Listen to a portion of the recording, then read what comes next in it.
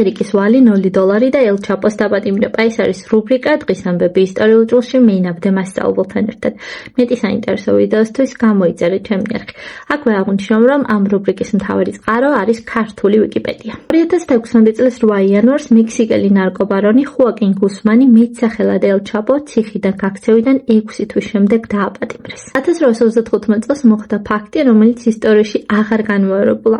ამერიკის საგარეო ვალი ნულს გაუტოლდა. 1959 წელს ფიდელ კასტრომ სანტიაგო დე კუბა აიღო. ამით კუბის რევოლუცია დასრულდა და ამერიკის ცხვირწინ კომუნისტური რეჟიმი დამყარდა. ამავე 1959 წელს საფრანგეთში შარლ დე გოლი მეხუთე რესპუბლიკის პირველი პრეზიდენტი გახდა. 1790 წელს კი ჯორჯ ვაშინგტონი ნიუ-იორკში პირველი ერს მიმართვით გამოვიდა და იმახსოვრე ტესტებისთვის კუბის რევოლუცია ცივი ომის ერთ-ერთი ყველაზე ცხელი წერტილი იყო, რომელიც შემდგომში კარიბის კრიზისი გამოიწვია. ეს ვიდეო გავუზიარებ მას, ვინც ერთიანერულ გამოცდებზე აბარებს ისტორიას ან ისტორიული მოვლენებით არის დაინტერესებული. მეტი საინტერესო ვიდეოსთვის კი გამოიწერე მეინაბდე მასწავლებლის არხი.